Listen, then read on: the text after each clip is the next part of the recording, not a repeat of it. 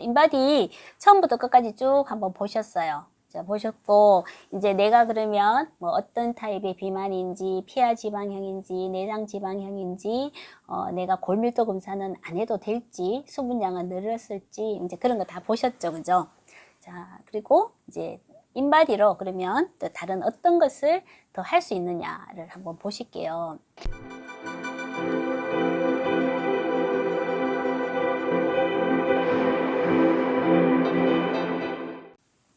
자, 바디 컴포지션을 우리가 체성분을 분석했는 거죠. 그죠? 체성분을 분석했을 때, 이런 어떤 질환이 생기는지를 알 수가 있어요. 아까도 제가 그 피하 지방형 비만일 경우에는 우리가 부신 기능도 한번 염두에 두는 것이 좋고, 몸 안에 염증이 있는 것을 또 염두에 두고 치료를 해야 되고, 아니면 내장 지방형 비만일 때는 또 식이나 다른 것들을 해야 된다. 또 부종이면 여러 가지 염증을 치료해야 된다라는 말씀 드렸잖아요. 그죠? 그래서 이런 병이 있는지를 알 수가 있고, 또한 또 이런 병이 잘 치료되는지 경과를 볼 수가 있죠. 그죠? 그리고 지방량을 알 수도 있고요. 또한 아까 그 페이스 앵글을 보면 이 사람의 처음에 이제 그 페이스 앵글을 그 사람의 바이탈리티다 이렇게 이야기했거든요. 그래서 페이스 앵글이 너무 낮으신 분들은 사실 예후가 그렇게 좋지 않으세요. 그래서 이런 페이스 앵글의 유무 아니면 그 근육량이나 무기질량 등을 보면 이 사람의 그 뉴트리션 정도도 알 수 있죠. 영양 상태가 어떠시겠다라는 것도 알 수가 있고, 또한 뭐 이런 그 투석이나 또 다른 그 치료를 할 때 그 양을 결정할 때 그 인바디를 지표로 삼을 수가 있습니다. 그래서 이제 우리가 인바디를 했어요. 그죠? 인바디를 하면 이 인바디로 알 수 있는 것은 1번 이제 비만인지 아닌지 알 수 있죠. 체중, 체지방량, 내장 지방을 보고 비만인지를 알 수 있고요. 그다음에 이분의 에너지 상태는 어떤지도 알 수 있습니다. 페이스 앵글과 기초 대사량을 보면 되겠죠. 페이스 앵글은 높으면 좋고요. 기초 대사량도 너무 낮지 않은 사람이 건강하고 에너지 있는 분이죠. 그리고 그 페이스 앵글을 보고 그 세포는 건강한지, 셀 멤브레인은 건강한지 알 수가 있고요. 또 염증이나 부종이 있는지도 알 수 있습니다. 세포의 수분비가 높으면 염증이나 부종이 있는 것이고요. 또 근육이 잘 유지되는지, 그죠? 그 부위별 근육량이 나오니까 내가 좌우 비대칭이 없는지, 뭐 상하 비대칭이 없는지도 알 수가 있고요. 또한 이분이 해독은 잘 일어나는지, 해독이 잘 일어나지 않으면 세포의 수분비가 올라가니까 해독 기능도 알 수가 있다. 그 다음에 이 사람이 탈수되지 않았는지, 또 체세포량을 보면 전체적으로 세포의 건강도는 어떤지를 알 수가 있습니다. 그래서 이 인바디를 한 후에 우리가 의심되는 양상을 가지고 이제 필요한 검사를 하고 기능의학적인 치료로 연결할 수가 있다는 거죠. 그래서 주로 이제 우리가 그 기능의학적인 검사들이 굉장히 고가잖아요. 다 뜻도 좋고 많은 것을 알 수 있지만 그 비싼 것을 다 할 수가 없기 때문에 처음에 이제 우리 설문지를 열심히 하는 것도 도움이 되고, 인바디를 자세히 보는 것도 이런 인바디 결과상 어떤 것이 의심이 되니까 어떤 데 대한 스터디를 더 해야 되겠다라는 의사결정을 할 때 인바디가 좋은 툴로 사용될 수가 있습니다. 그리고 살을 빼려고 하면 이제 그 본인의 그 인바디량을 보면 그 기초 대사량이 나오잖아요. 그죠? 그래서 그 사람이 대사에 이상이 없는 건강한 사람이라면 하루에 필요한 칼로리에서 500칼로리를 적게 먹으면 일주일에 500g의 감량이 일어납니다. 우리가 그 비만학 교과서에 보면 가장 건강한 다이어트는 한 달에 2kg 정도 감량하는 것이다 이렇게 이야기하거든요. 한 달에 2kg 감량하려면 일주일에 500g 감량하시면 되잖아요. 그럼 일주일에 500g 감량하려면 이거는 그냥 산수예요. 내가 먹은 것보다 적게 쓰면 이제 살이 빠진다는 가정하에서 500g 감량하면 하루에 몇 칼로리를 먹을 수 있느냐, 먹어야 되느냐를 계산할 때 이제 인바디를 이용하시면 되세요. 인바디에 나오는 기초 대사량 수치가 나오고, 내가 그 활동량을 보셔야 돼요. 사람마다 이제 활동의 드는 에너지 양이 다르니까 주로 이렇게 저는 거의 뭐 하루에 앉아 있거든요. 운동을 하지 않으면. 이렇게 자식 생활을 하시는 분들은 1.2를 곱하시면 되고요. 내가 하루 3일 이내로 운동을 하신다. 그러면 1.37로 내가 좀 중등도 활동한다. 1.55 이렇게 곱하시면 되십니다. 그러면 밑에 보시면 예를 들어 기초 대사량이 1388로 나왔다. 그런데 이 사람이 나는 하루에 3번 3일은 운동한다. 그러면 1.388 곱하기 1.37로 하시면 돼요. 그러면 나오는 칼로리가 1909칼로리 나오시는 거거든요. 그럼 1909칼로리를 드시면 체중이 그냥 유지가 되시는 거예요. 그런데 내가 다이어트를 일주일에 500g 빼고 싶으면 매일 500칼로리를 빼고 드시는 거예요. 그러면 하루에 1409칼로리를 드시면 일주일이 지나면 500g이 감량이 되세요.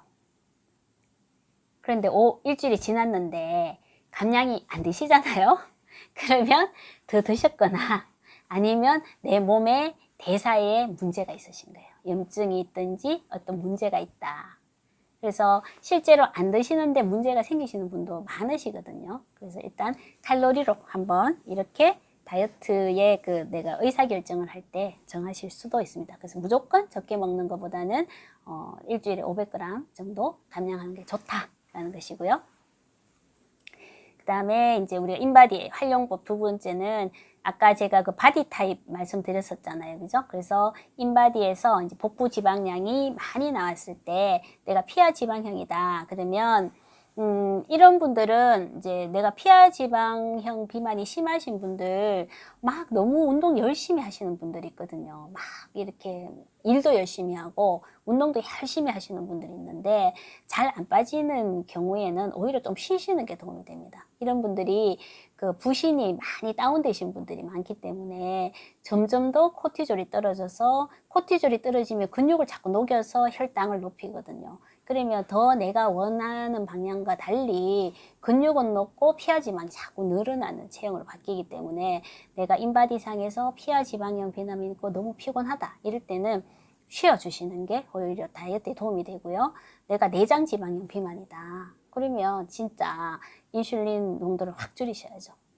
탄수화물 줄이시고 당리수 줄이셔서 애시면 내장지방 잘 줄어드니까 그렇게 하시고 그렇게 했는데 내가 잘 안 줄어들어. 내장지방형 비만은 맞는데 막 당 줄이고 하니까 막 자꾸 뭔가 머리도 아프고 뭐 여드름도 자꾸 나고 뭐 알러지도 심해지고 그래. 그러면 그분은 또 간의 대사에 문제가 있으신 분이죠. 그러면 간부터 또 먼저 해독 능력을 높이기 위한 치료를 하셔야 돼요. 그래서 똑같은 비만이라도 케이스 바이 케이스인 거죠. 내가 어느 단계냐에 따라 다르시고요. 또 이제 인바디를 했는데 상체는 날씬해. 근데 엉덩이랑 앉아 있으면 괜찮으신 분들 있어요. 저도 외래에서 보면 왜 다이어트가 필요 없어 보이시는데 한데 딱 일어나시면 진짜 아유 하셔야 되겠군요. 이런 분들이 있으시거든요. 그런 분들은 이제 여성 호르몬 불균형이 있는지를 한번 체크하시는 게 좋습니다. 체크하시고 또 이런 여성 에스트로겐 우세증이 있는 분들이 대부분 장애 염증이 있는 분들이 많으시거든요. 그래서 장애 염증을 치료하셔야 되고 전신 부종형 비만, 전신형 비만이 사실은 치료가 좀 힘드세요. 왜냐하면 여러 가지 문제들이 막 이렇게 엮여 있는 경우가 많기 때문에 그래서 이런 염증성, 아까 염증이 일어나 전신 염증이 있고 면역이 떨어진 분들이 많기 때문에 그런 치료를 먼저 해주시고 그 다음에 이제 대사를 항진시키는 치료를 해주는 게 좋다라는 것이고 아까 우리 SMI 지수 이야기했잖아요, 그죠? 허벅지 근육이 뭐 떨어지고 이제 무기질 농도가 떨어진다 이러면 이제 몸이 굉장히 이제 노화로 가고 에너지가 없는 상태로 가니까 이런 분들한테는 진짜 에너지도 올려주고 근육량 올려주고 하는 영양 뉴트리션을 올려주는 치료를 열심히 해야 됩니다. 가장 어쩌면 이제 정신 바짝 차려야 되는 거죠, 그죠? 그런 상태고 또 인바디 검사에서 이제 이렇게 매칭된 그 영양소를 우리가 이게 러프하게 볼 수도 있어요. 왜냐하면 위상각은 이제 세포막의 건강도가 떨어지는 것을 의미를 하니까 거기와 매칭되는 영양소 이렇게 쭉 해서 이렇게 이제 프로그램으로 나오는 경우도 있습니다. 그래서 인바디에 따라 이제 영양제가 매칭되는 경우도 있고요. 또 이제 이런 그 투석을 한다거나 또 내가 신장, 그 고혈압이나 당뇨로 인해서 신장이 기능이 떨어지시는 분들이 많으시잖아요. 그런 분들은 인바디를 하셨을 때 반드시 이런 그 세포의 수분비를 꼭 보셔야 돼요.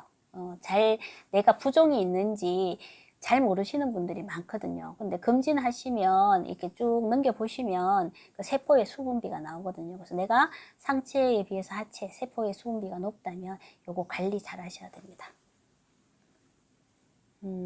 그리고 이제 이런 우리가 그 셀룰라이트 없애기 위한 고주파 치료나 이런 것들 할 때도 이제 인바디를 사용합니다. 전후를 보고 사용하고, 인바디에서 아까 말씀드렸던 그 SMI 지수나 그 세포의 수분비 눈여겨봐야 된다라는 이야기 다시 나오고요. 그리고 이렇게 논문을 찾아보면 이런 이야기들 많이 나와요. 우리가 영양제를 처방할 때는 다양한 기준이 있잖아요. 유기산 검사도 하고 여러 가지 많죠. 그렇지만 이런 그 다리 근육량이 떨어졌을 때 카르니틴을 줬더니 근육량이 올라갔다 이런 이야기도 있고요. 근육량 떨어질 때 단백질 멀티비타민 줬더니 올라갔다 이런 논문들도 있어요. 그리고 지방이 올라갔을 때 이런 이제 비타민이나 여러 가지 줬을 때 지방량 떨어진다. 이제 이런 단순화된 이제 모델을 이제 구성해서 했던 논문들도 있습니다. 그리고 부종이 있을 때 이제 셀레늄을 주니까 셀레늄 떨어진다 이런 이야기도 있고요. 그 다음에 이제 카페에서 제가 그 인바디 올려주시면 그걸로 강의하겠다 이런 말씀 드렸는데 사실 올려주신 인바디가 굉장히 좋으시더라고요. 그래서 아니 우리 기능의학 플러스 카페 회원님들은 다들 인바디가 저보다 더 훌륭하신 것 같아요.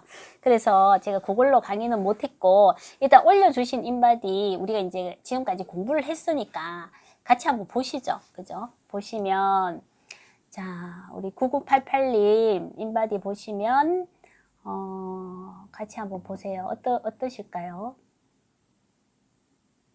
근육량은 적정이시고 무기질 체수분량도 적정이시죠. 단백질량도 적지 않으시고 무기질량도 적지 않으시고 체지방량 약간 많으신 듯 하지만 괜찮으신 것 같아요. 그죠? 그래서 인바디로 보시면 내장 지방 레벨도 아까 10을 안 넘어야 된다 그랬잖아요. 그죠? 근데 내장 지방 레벨도 7이시고 내장 지방 단면적도 우리가 100을 기준으로 잡는데 47이니까 괜찮으시죠?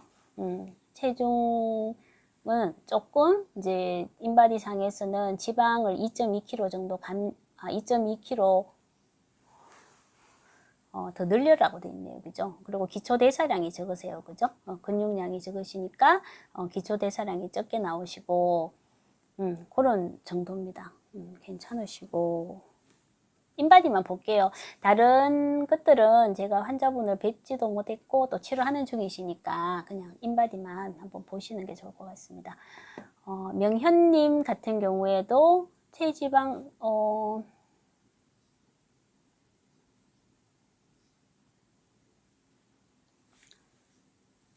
흠을 잡으려고 해도 흠이 별로 없고요. 체지방량이 조금 많으시잖아요. 여기 보시면 체지방량이 19.2kg이고 체지방률이 아까 23%가 여자가 표준약이라고 했는데 30.3% 나오시죠.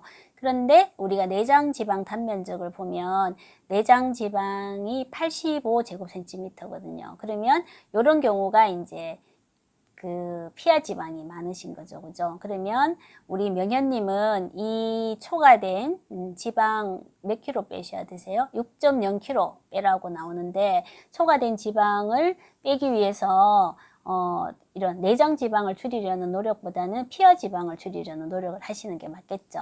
그죠? 그러면 주로 그 염증이나 스트레스를 조절하셔서 그 체지방을 빼시는 게 맞다는 거죠.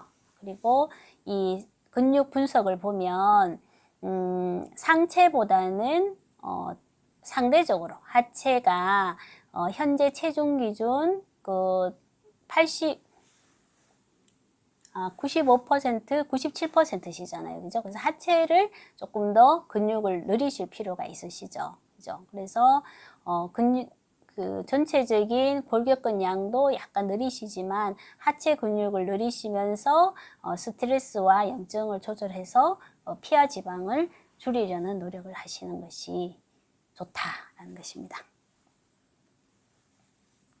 점점 행복해지는 현주님 보시면 전체적으로 근육량이 표준량에서 많이 부족하세요. 그죠? 그래서 근육량이 너무 부족하시다. 그 다음에 무기질량도 부족하시거든요. 그러니까 제가 아까 그 인바디에서 무기질량이 떨어지면 우리 골밀도에 신경을 쓰셔야 된다. 이렇게 말씀드렸죠. 그죠? 그리고 우리가 그 골밀도를 올릴 때는 그 단백질, 근육량이 많아야 됩니다. 그래서 그 양질의 단백질을 섭취하시고 또 저위산증이 있으면 저위산증도 해결하시고 비타민 D, K2도 같이 드셔야 되겠죠. 그죠? 그렇게 하시면서 같이 관리하시는 것이 좋습니다. 그죠? 무기질량이 적으세요. 그리고 엘프메이 14님 보시면 마찬가지로 여기 단백질 체수분량이 지금 25.2에서 30.8 사이에 들어야 되는데 체수분량이 25로 적으시죠. 아까 처음에 체수분량은 우리 몸에 있는 근육의 양을 반영한다 이렇게 말씀드렸었거든요. 그래서 수분의 섭취도 늘리셔야 되고 단백질 양도 너무 적으세요. 그죠? 무기질도 보시면 2.33에서 3.85인데 무기질 양이 적으시죠. 그래서 이거 뭔가 뼈 건강에 적신호가 왔을 수 있겠다라는 생각을 하셔야 될 것 같고요. 그래서 양질의 단백질 늘리시면서 비타민 D, K2도 같이 주사를 맞으시든지 아니면 보충제로 드시는 것이 좋을 것 같습니다. 그리고 근육의 양도 보시면 오히려 좌우 약간 불균형도 있어 보이세요. 그죠? 오른팔이 지금 101.7인데 비해서 왼팔이 94.2, 좌우 비대칭이 꽤 심하시죠. 그죠? 이것도 한번 다시 확인을 해 보시는 것이 좋겠습니다. 원희준이님, 마찬가지로 수분량이 적으세요. 그죠? 체수분량이 적으시고, 무기질량 괜찮으시네요. 그죠? 체수분량과 단백질량이 적으시니까, 물의 섭취를 늘리면서 전반적으로 좀 저체중이시네요. 그죠? 뭔가, 영양분의 흡수에 조금 장애가 있으실 것 같아요. 그죠? 그래서, 이런 흡수 기능을 높일 수 있는 식이요법을 좀 하시는 게 좋으실 것 같습니다. 라나 DR83님 보시면 하체가 잘 발달해 있으시고 체지방량이 표준보다 좀 높으세요. 그죠? 체지방량이 높으신데 복부 내장 지방 레벨은 7이시거든요. 그러면 마찬가지로 이건 내장 지방형 비만은 아니신 거죠. 그죠? 복부 지방률이 0.87로 좀 높으신데 뭔가 피하 지방이 있으신 거예요. 그죠? 그러면 피하 지방을 개선하기 위한 방법을 같이 좀 강구해 보시는 것이 좋을 것 같습니다. 그리고 키토 똑갱님 보시면 하나는 12월 11일 날 하신 거고 하나는 그 다음에 1년 뒤에 하신 건 2019년, 2020년인데요. 요 사이에 보시면 체중이 54.7kg에서 51.4kg로 3.3kg 감량하셨거든요. 그런데 무기질 양을 보시면 2019년도에 3.14에서 2020년도에 2.91로 꽤 많이 감소하셨죠. 그죠? 그래서 우리가 체중이 감소했는데 체중뿐만 아니라 이렇게 그 단백질, 무기질도 많이 감소하는구나 라는 것을 한번 눈여겨보실 필요가 있습니다. 그래서 이런 다이어트를 하시거나 아니면 체중 감량이 있을 때 무기질 양에도 신경을 쓰셔야 됩니다. 원장님 이게 뭐예요? 이게 뇌파 검사인데 이게 뇌파 검사기예요. 이걸 갖다가 이게 이걸 머리에 씌워서 네. 씌워서 이제 뇌파 측정하는 거야. 보통은 대학병원에만 있는 지금은 기계래요. 대학병원에 그 사람이 어떤 자율신경계 검사도 하지만 이 실제로 그 사람의 뇌파가 어떻게 되어 있는지 정신과 얘기해 주실 때 한번 아, 해주시면 좋을 것 같아요. 감사합니다.